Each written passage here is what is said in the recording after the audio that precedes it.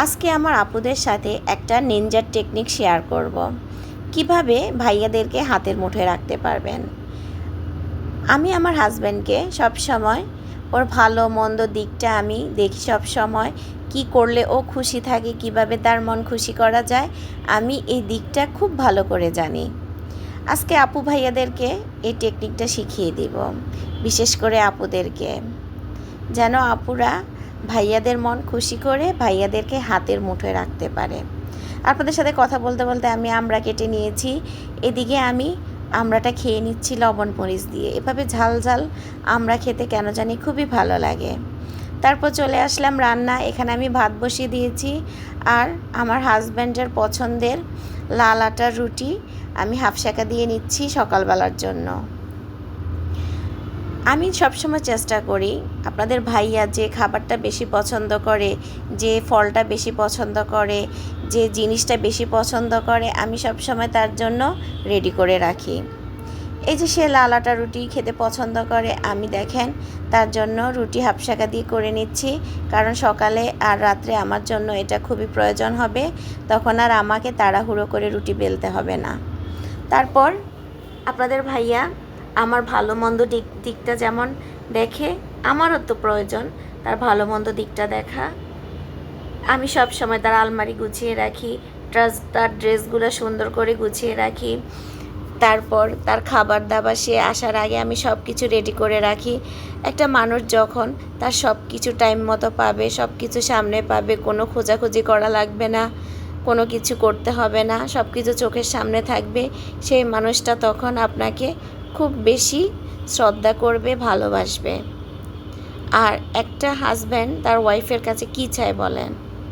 তার একটু take care করা, তার ভালো মন্দ দেখা, তাকে ভালো মন্দ রান্না করে খাওয়ানো, তাকে ভালোবাসা।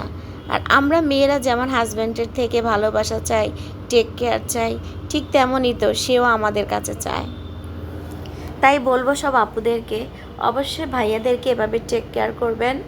ভাইয়াদের খাবার দাবার সবসময় রেডি করে রাখবেন চোখের সামনে, তাদের পছন্দ অপছন্দের দিকটা সবসময় খেয়াল রাখবেন। তাহলেই তো ভাইয়া আপনাকে সময় দিবে, ভালোবাসবে। তারপর আরেকটা কথা বলবো, এত কিছু করার পরও যদি যে ভাইয়া আপুকে সময় দিবে না, ভালোবাসবে না, তাহলে সেটা হচ্ছে তার ভাগ্যের দোষ।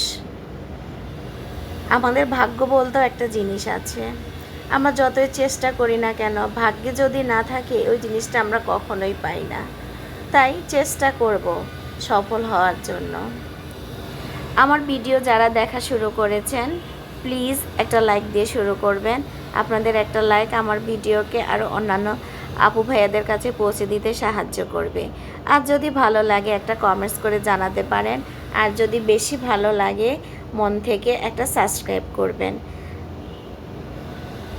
পাশে থাকা বেল বাটনটি ক্লিক করে দিবেন, যেন আমি যে কোনো নতুন ভিডিও ছাড়া মাত্রই আপনাদের কাছে নোটিফিকেশন চলে যায়, আর আপনারা আপনাদের সময় মতো দেখে নিতে পারেন।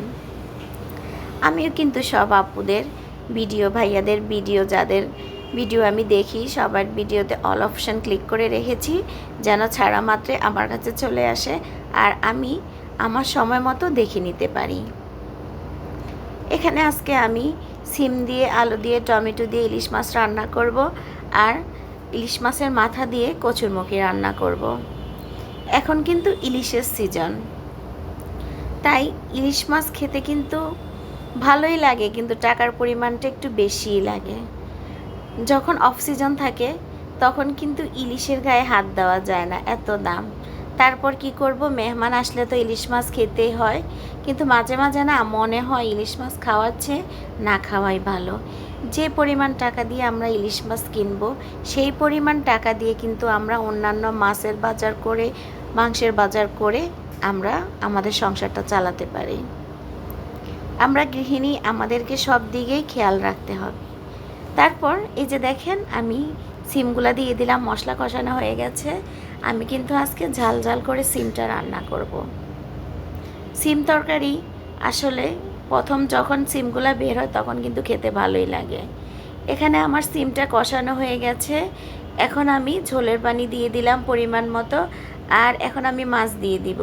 আমি কিন্তু তরকারিতে চেষ্টা করি সবসময় গরম পানি দেওয়ার জন্য। তরকারিতে গরম পানি দিলে আপনার তরকারির স্বাদটা অন্যরকম হয়ে যাবে। এখন আমি মাছগুলো ভালোভাবে বিছিয়ে দিলাম আর বলক এসে গেছে। আর এই যে দেখেন আমি কচুরমুখী রান্না করেছি ইলিশ মাছের মাথা দিয়ে। কেমন হয়েছে প্লিজ একটা কমেন্টস করে জানাতে পারেন। ইলিশ মাছের মাথা দিয়ে এভাবে কচুরমুখী রান্না করলে খুবই ভালো লাগে, আর আমি খুবই পছন্দ করি, তাই আমি ইলিশ মাছের মাথা দিয়ে কচুরমুখী রান্না করি। আর এই যে দেখেন আমার সিম তরকারির ফাইনাল লুক, ঝাল ঝাল করে একদম সিমটা রান্না করেছি, খুবই মজাদার। তারপর বিকেলের নাস্তায় আমি আমার বাচ্চাদেরকে এগ নুডলস রান্না করে দিয়েছি। আমার বাচ্চারা নুডলস খেতে খুবই পছন্দ করে, তাই ওদের জন্য আমি নুডলস রান্না করেছি। এতক্ষণ যারা আমার পাশে ছিলেন সবাইকে অসংখ্য ধন্যবাদ। আসসালামু আলাইকুম।